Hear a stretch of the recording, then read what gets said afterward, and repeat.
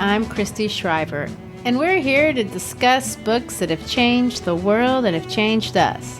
And I'm Gary Shriver, and this is the How to Love Lit podcast. This is our final week in our discussion of JRR Tolkien's fantasy book, The Hobbit. In week one, we talked about the professor, his worldview to some degree. We got through chapter 1 of The Hobbit. In week 2, we introduced the idea of the secondary world. We introduced the Silmarillion and explored the world of Middle-earth, ending with the discovery of the ring. And last week, we traveled from the Misty Mountains all the way to the Lonely Mountain, where Bilbo meets and steals from Smaug. We also discussed the famous relationship between C.S. Lewis and Tolkien. Christy, what's in store for our discussion this week? Well, obviously, we want to finish the book, and there is, of course, the big battle scene, although Bilbo's conversations with Smaug may be my favorite part of the story. But the battle scenes are definitely the most exciting parts, and they're fastest and easiest to read. I want to talk more about some of the thematic ideas that I find really interesting as we wrap up this book. Again, defying Tolkien's warning to not look for meaning. But you're going to persist. Well, I'm an English teacher. That's just what we do. And there cannot be, though, a conversation about Tolkien. We can't conclude without talking about this element, video gaming. Video gaming. I wasn't expecting that. I mean, you're not much of a gamer, and since Tolkien died in 1973, I can't see that he was much of one as well either. Well, there is that. True, and I will confess that not embracing video gaming is, I'm sure, my loss, because I do love games in general. I just have trouble with the technology. I don't want to reveal my age, but it is a problem. Oh, no. We know that your age is a dark Middle-earth elvish style yes, secret. Yes, it is. But I also want to say I didn't start out anti-video games, although I don't play much now. I played Pac-Man, River Raid, Donkey Kong, Asteroids. Did you play any of those? Yes. But then the systems got complicated, and Nintendo had just way too many buttons. I quit. Well, you're coming pretty close to giving away your age there. So what is the connection to Tolkien? I mean, we've mentioned more than once that he was anti-technology. Yes, he was very anti-technology, but I'm going to suggest that I think he would have made an exception for video games, although no one can know for sure. He's not around to defend himself. When we understand what Tolkien hated about technology, it kind of makes sense that he might make an exception. And the reason that I want to talk about it, ironically, is because there has been, and I don't even think this is arguable, any author that's made a bigger impact on the gaming industry than J.R.R. Tolkien.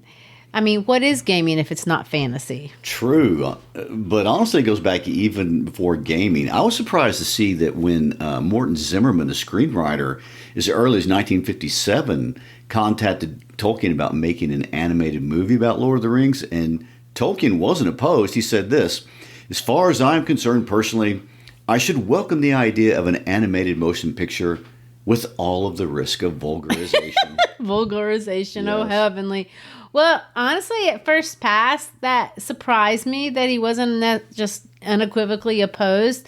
But it's not out of character when you understand how important, or the importance that he places on the secondary world. I mean, Tolkien loved imagination.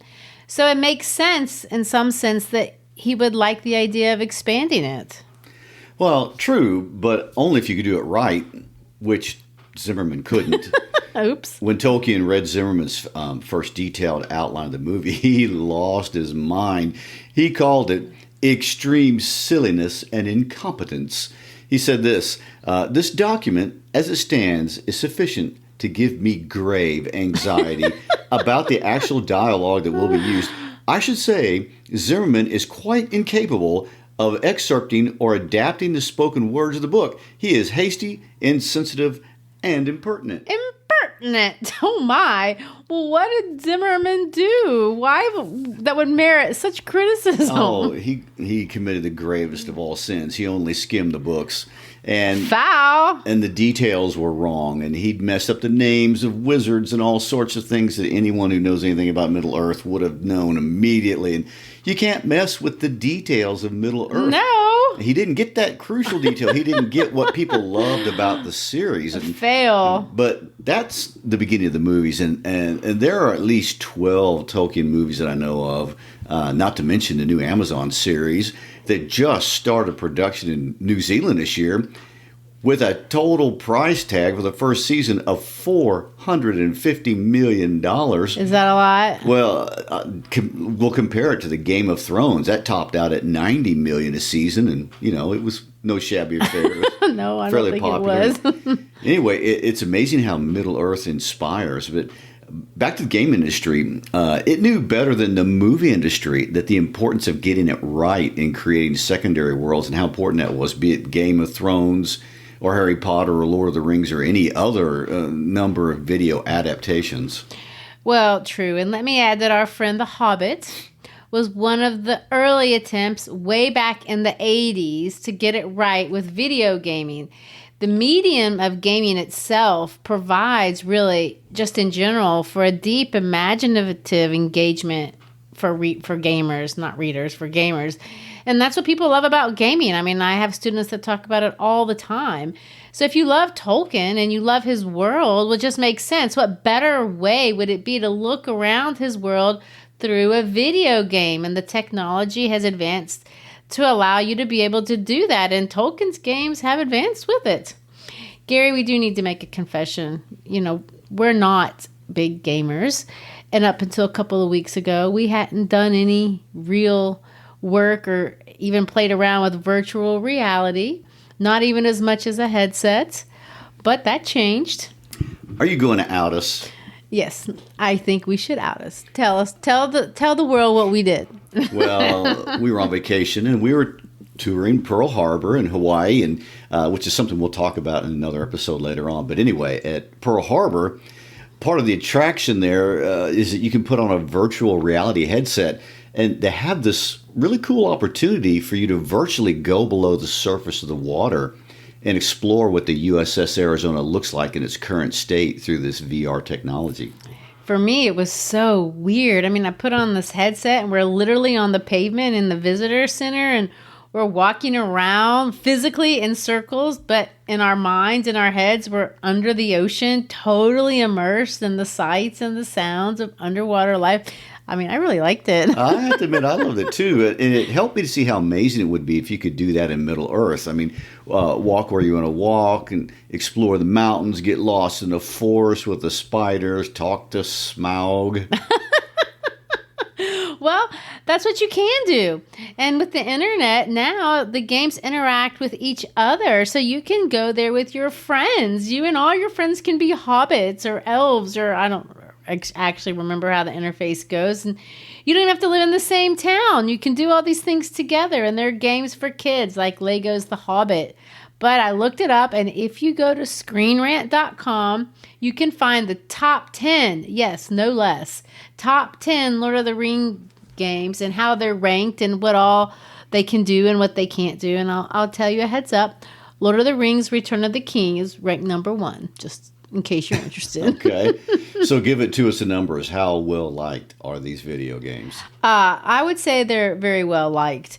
Money Inc. has estimated that officially licensed video games and the merchandise that goes with it has earned, check this out, something in the neighborhood of 10 to 15 billion dollars. Not bad. No kidding. Having said that, one of the challenges that has taken video games decades to figure out is how they could respectfully, respecting the estate of JRR Tolkien, create the world, make the game fun, and at the same time honor the narrative and the legacy of the author. In other words, you can't just rewrite The Hobbit. So trying to get this worked out has pitted the game creators against the Tolkien estate for years at every turn. It's fascinating. You can Google the history of gaming and the Lord of the Rings, and you can just read all about it. There's pages and pages of what has gone on between these two parties to try to create this perfect environment. But the main thing that the gamers had to consider is that a lot of video games, this comes as no surprise to anyone, are about war. But in the case of Tolkien, although there are fighting orcs and Saruman and Sauron and all that, Tolkien's books don't center necessarily around the war. They center around the journey. So the games had to make peace with that. And how do you do that and be fun? Because, shooting's easy. Right. Tolkien is not all blood, but he has a lot of it. I guess that's one way it differs from Game of Thrones. Yeah, I think so. There are other creative differences with the Tolkien estate, but... Well, at the end of the day, what Tolkien called the secondary world, new media theorists call immersion. But both are psychologically experiencing another world. And I just want to point out, we've got an old school writer who's being given complete responsibility for a new world technology. I mean, it's crazy. But the result in 2012, the Lego's Hobbit game was called The Hobbit Kingdoms of Middle-earth, and it launched for Android and the iOS, and it uses the basic plot of The Hobbit to guide players without necessarily a straightforward retelling of the story. So in the game, you're in the company of dwarves, and they're sneaking around trying to reclaim their homeland, which is, what the book is about.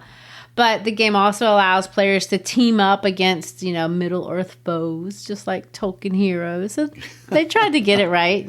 Yeah, well, that's super interesting. But getting away from the video games and back to Middle-earth itself, where we left off, we were no longer watching a bunch of traveling dwarves heading to a mountain. We were watching these same dwarves plunge themselves into a war with the men of Dale and the elves over the treasure in the mountain. Yes, and although we didn't mention it on the podcast, if you've read those chapters, you know that Bilbo has a secret, and it's not the disappearing ring. He has stolen the Arkenstone. Dun-dun-dun. It's the treasure of all treasures, the one Thorin wants above all else. And let me quote from chapter 12.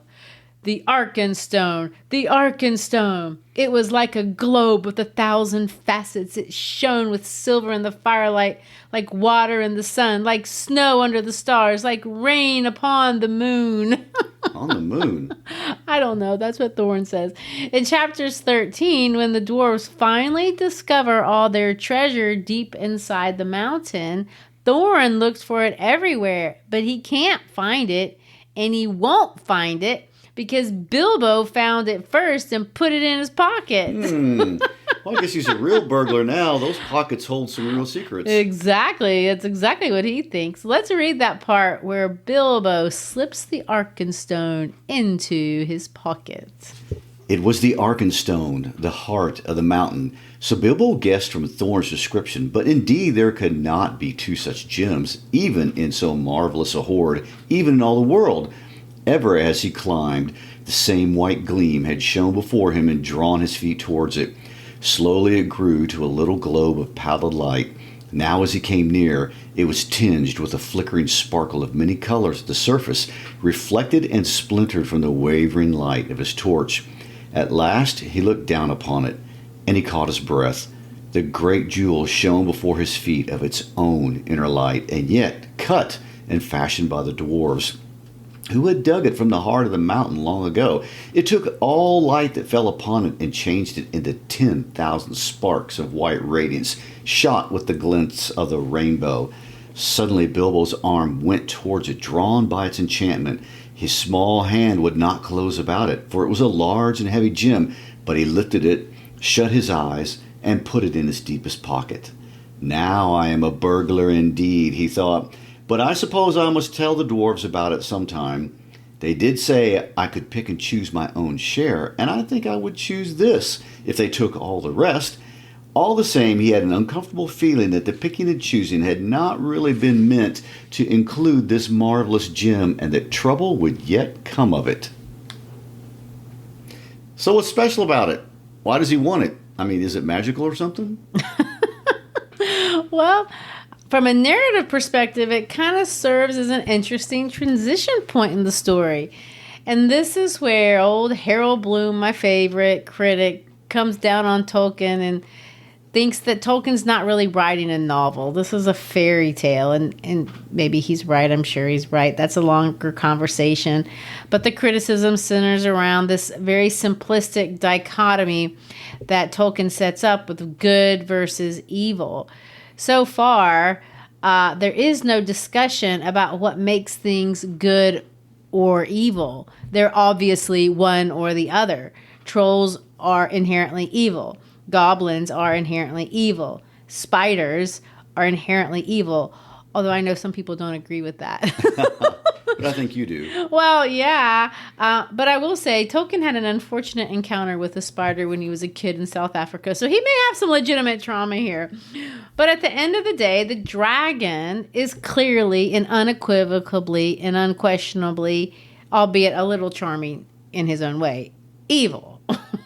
We're not confused about any of that. But now we're going to start to see conflict between groups that looks like evil is emerging, but these are groups of people that are supposed to be good. Men, elves, dwarves, they're good. Gandalf is going to say later on in The Lord of the Rings this: nothing is evil in the beginning, not even Sauron. So we're going to start to see a little complication in this simplistic dichotomy that Tolkien has set up all the way up to this point in the book. Well, then what is making people evil? Why are people suddenly doing bad things?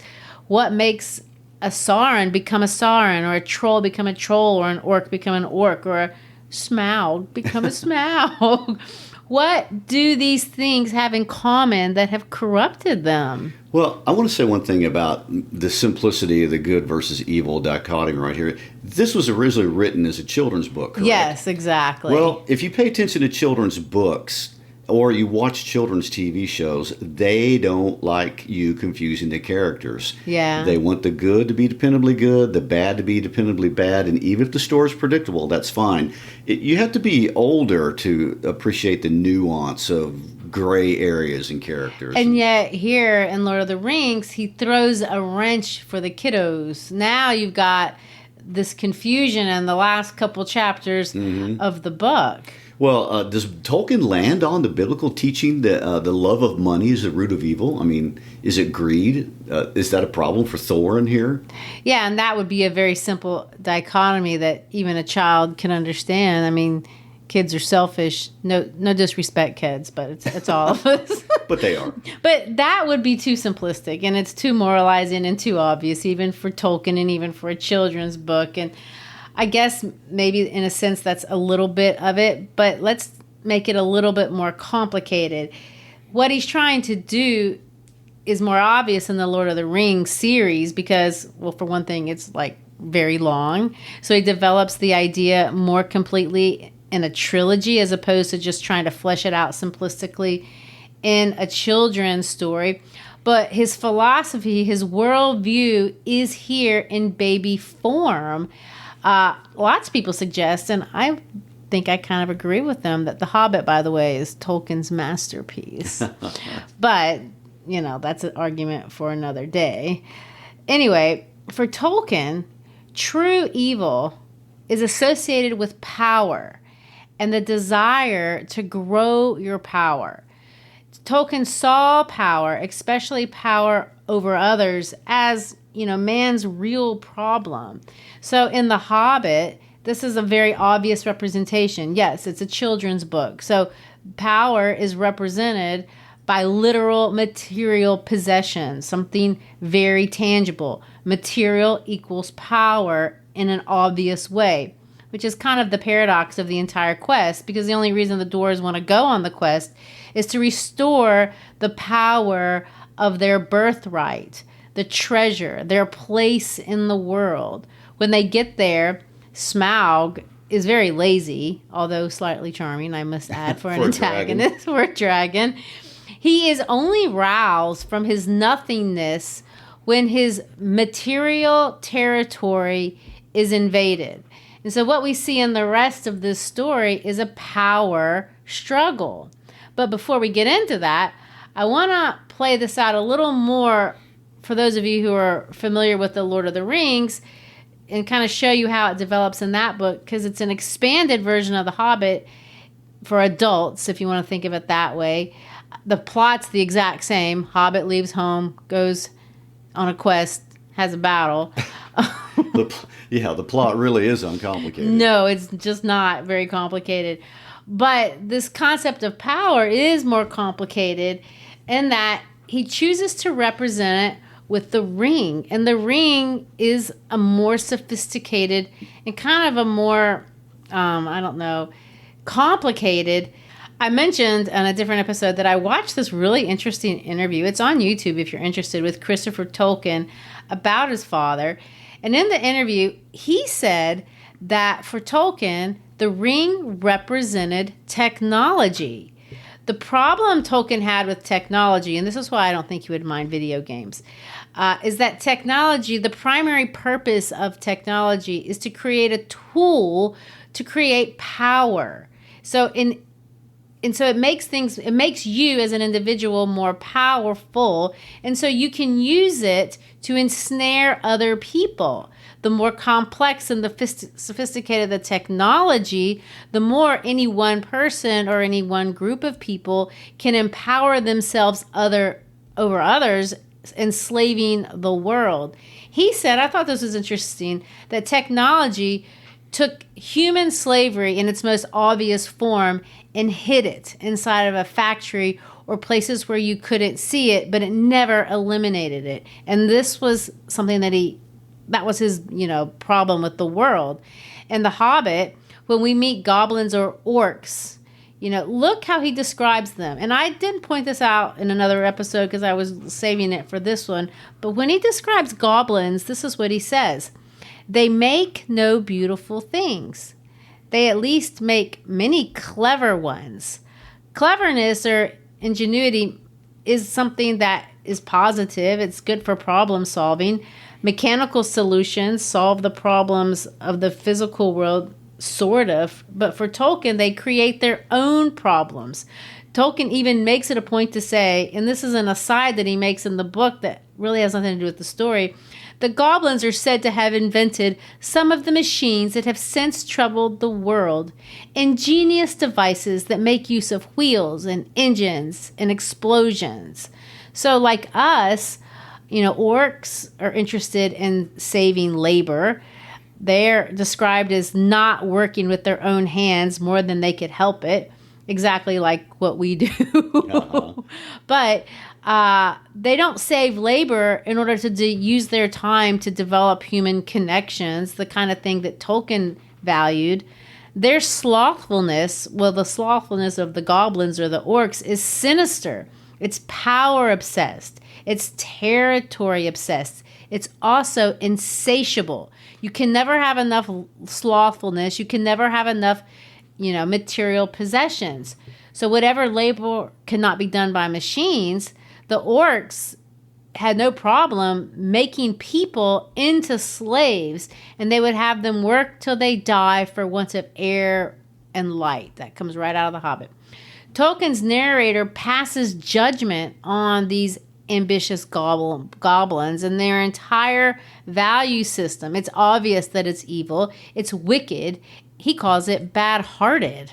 Well, we have seen that played out tenfold these days with what we're able to do with technology. I mean, we have saved a lot of effort and physical labor through technology, but I don't know if we use our free time in what we might call a Hobbit-approved way.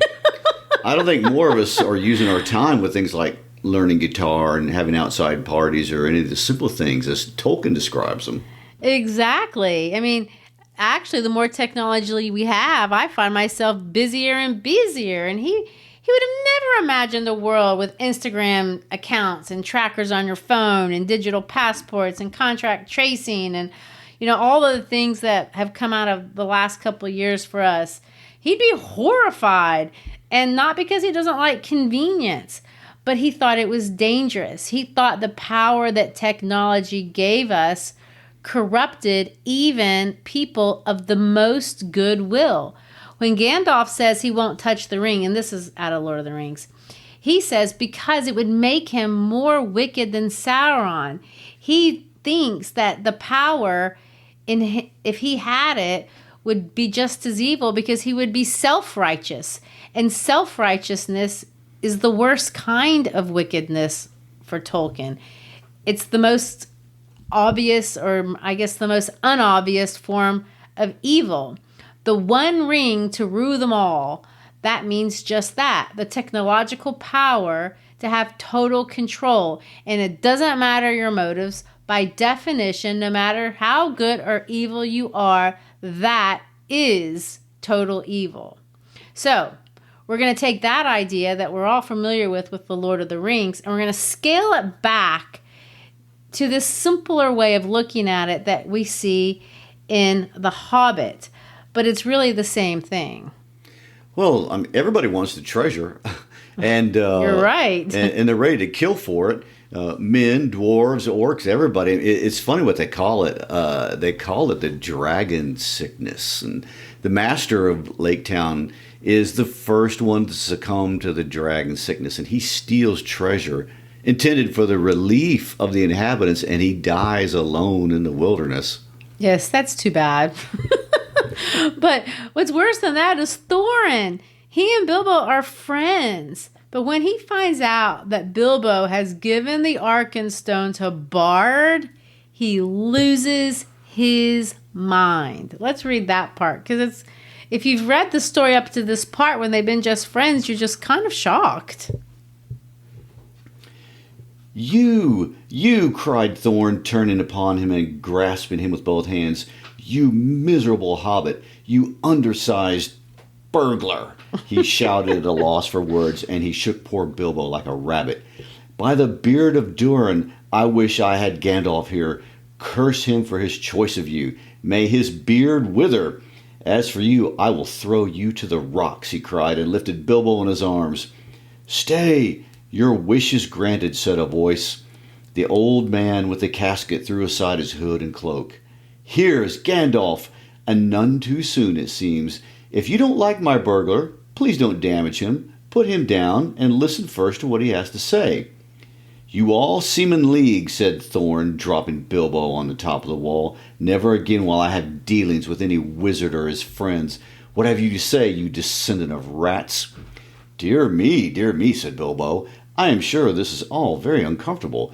You may remember saying that I might choose my own 14th share. Perhaps I took it too literally. I have been told that dwarves are sometimes politer in word than in deed. The time was, all the same, when you seemed to think that I had been of some service. Descendant of rats indeed? Is this all the service of you and your family that I was promised, Thorn? Take it that I have disposed of my share as I wished, and let it go at that. I will, said Thorn grimly, and I will let you go at that, and may we never meet again. Then he turned and spoke over the wall. I am betrayed, he said. It was rightly guessed that I could not forbear to redeem the Arkenstone, the treasure of my house. For it I will give 1/14th share of the hoard in silver and gold, setting aside the gems, but that shall be accounted the promised share of this traitor, and with that reward he shall depart, and you can divide it as you will. He will get little enough, I doubt not. Take him if you wish him to live, and no friendship of mine goes with him. Get down now to your friends, he said to Bilbo, or I will throw you down. What about the gold and silver? Asked Bilbo. That shall follow after, as can be arranged, said he. Get down. Until then, we keep the stone, cried Bard. You are not making a very splendid figure as king under the mountain, said Gandalf, but things may change yet. It's so harsh and mean. After they've gone through so much. I know, but Thorn has the dragon sickness. Like Smaug, like Gollum, like trolls, like orcs, like everybody. So why is a hobbit such a pure creature? How does he escape corruption? It appears men and elves and dwarves, they're all ready to fight. I know, and here Bilbo is giving up 14th of his treasure just to have peace. But it's funny that you should ask because, Tolkien has a point there. And it's another weird Tolkien thing. And once again, it reflects on his Christianity and the theology that's deeply rooted in his worldview. It's Tolkien's source, by the way, for these sets of values, although Christianity isn't the only philosophy or worldview that share these values. But Tolkien, as many people know, was an avid environmentalist. And I know that sounds like a tangent, but look how it fits together. And this is way before, by the way, we knew about global warming or anything like that. And he hated the smokestack factories where he grew up in Birmingham and the destruction of the English countryside and industrialization and urbanization and all those things. But anyway, Tolkien believed that the earth belonged to God and everything about the earth was good and connected to God. Tolkien believed that man's job, as described in the very first book of the Bible, his main responsibility is to take care of the earth, God's creation. So here's Tolkien's thinking. The closer you are to nature, the closer you are to God, the closer you are to goodness. So look at hobbits. They're very close to earth. They live in the ground, in hobbit holes. They're very small in stature. Their lifestyle is very simple. So that makes them less able to be corrupt. Tolkien saw humans as stewards of the earth, and you're going to see this in his stories. So the closer you are, the less likely you are to be corrupt. At the end of the book, we just saw Bilbo surrenders all of his treasure, not because he needs to, but he doesn't even care that much about it. For him, the Arkenstone is nothing. Well, and of course, don't forget when he slips out in the middle of the night to give the Arkenstone to Bard, he does it because he really doesn't care about it at all. Exactly. In 1973, there's this man by the name of E.F. Schumacher, and he published a collection of essays in a book that he called Small is Beautiful. You knew I'd like that title. But it's a study of economics as if people mattered. And the book was really impactful. It had a social impact and it actually kind of inspired the entire green movement. So there you go. It's Hobbit-like. The greener you are, the simpler you are, the more connected to the earth you are, the more likely you are to feel embedded in community. Tolkien would say you're harder to corrupt by evil. I don't know. It's obvious. I'm not going to deny that everyone can be corrupted. No doubt. And as in all things, the enemy of my enemy is my friend. And as soon as the goblins and the wolves show up, all the problems are forgotten. And it was kind of fun to see every set of creatures from the entire book. I mean, from the eagles to Beorn to the elves, everyone played a role in winning this final battle. Yeah, the final battle is really, really exciting. And I love the parlay. I mean, all that kind of, when they say parlay, I always think of Pirates of the Caribbean. But from the parlay onward between Bard and Thorin, all the way to when Bilbo almost gets in trouble because he hides by not wearing his ring so he doesn't get killed in the war, and then they can't find him after it's all over. But, in that final scene, what you see is all the races. And remember, people think, well, they're all the same. They're all British, English, white people, but they're not. He has made up all these different races, eagles and birds and all these things from mythology, and they're uniting. And what are they uniting against? Technology. Technology was what was pitting them against each other. Technology, the power, the desire for power, that's the problem. Make of it what you will, but that's Tolkien's warning and experience that he had in the modern world. And he was saying this over 100 years ago. Interesting. And all of that's a total reflection of his experience with World War I. But that makes it no less true today. Exactly. And so we're left with the ending when Bilbo returns to the Shire and Bag in. And by the way, I should have said this before the last episode, but we're all the way through the book, and I noticed that the name, the Shire, is not ever used. I know, we've been calling it that the whole time, and it's not called that until Lord of the Rings 12 years later. But that's the problem when you know the book's better than the guy who wrote them when he wrote them. The Shire, whatever it's called, is our entry point into the secondary world, and it's also going to end up being our exit point. It's the kind of place that a lot of us can relate to. It's the kind of average place, a place where a little regular person like me could maybe imagine becoming a hero, and that creates a happy ending. A lot of what we know about Tolkien's ideas for storytelling and imagination come from the essays that he wrote. And of course, his most famous one of the most famous ones that I've referred to before, is called On Fairy Stories. And in this essay, he's going to argue that fairy stories are not solely for children. He believed that creating fantasy was important in terms of being a human. It was part of our God-likeness, and he believed that God created man in his image. And what does that mean? That man can create. Man can create his own world, and that's what fantasy is.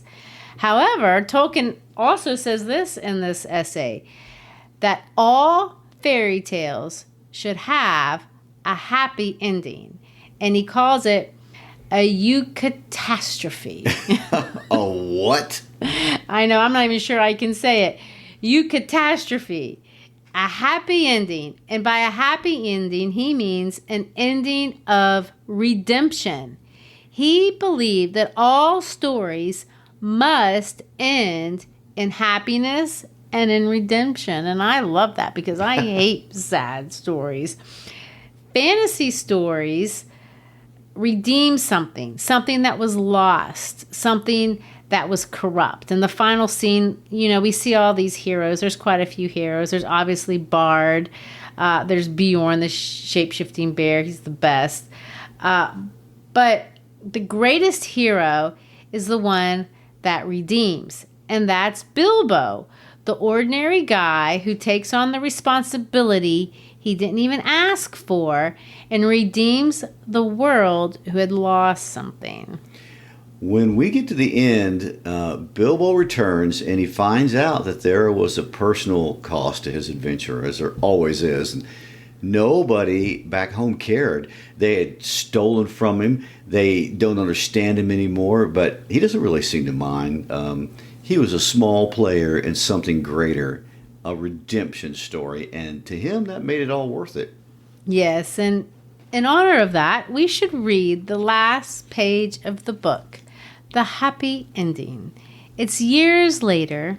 Bilbo's been in the Shire now for quite some time, and one day he gets a visit. One autumn evening, some years afterwards, Bilbo was sitting in his study writing his memoirs. He thought of calling them There and Back Again, A Hobbit's Holiday, when there was a ring at the door. It was Gandalf and a dwarf was actually Balin. Come in, said Bilbo, and soon they were settled in chairs by the fire. If Balin noticed that Mr. Baggin's waistcoat was more extensive and had real gold buttons, Bilbo also noticed that Balin's beard was several inches longer, and his jeweled belt was of great magnificence. They fell to talking of their times together, of course, and Bilbo asked how things were going in the lands of the mountain. It seemed they were going very well. Bard had rebuilt the town and dale, and men had gathered to him from the lake and from south and west, and all the valley had become tilled again and rich, and the desolation was now filled with birds and blossoms in spring and fruit and feasting in autumn. And Lake Town was refounded and was more prosperous than ever, and much wealth went up and down the running river, and there was friendship in those parts between elves and dwarves and men. The old master had come to a bad end. Bard had given him much gold for the help of the lake people, but being of the kind that easily catches such disease, he fell under the dragon sickness and took most of the gold and fled with it, and died of starvation in the waste, deserted by his companions. The new master is of wiser kind, said Balin, and very popular, for, of course, he gets most of the credit for the present prosperity. They're making songs which say that in his day the rivers run with gold. "Then the prophecies of the old songs have turned out to be true after a fashion," said Bilbo. "Of course," said Gandalf, "and why should not they prove true? Surely you don't disbelieve the prophecies because you had a hand in bringing them about yourself. You don't really suppose, do you, that all your adventures and escapes were managed by mere luck just for your sole benefit? You are a very fine person, Mr. Baggins, and I am very fond of you, but you are only quite a little fellow in a wide world after all." "Thank goodness," said Bilbo, laughing, and handed him the tobacco jar. It's a Eucatastrophe. For Tolkien, your story isn't over until you're redeemed. You've been part of an adventure.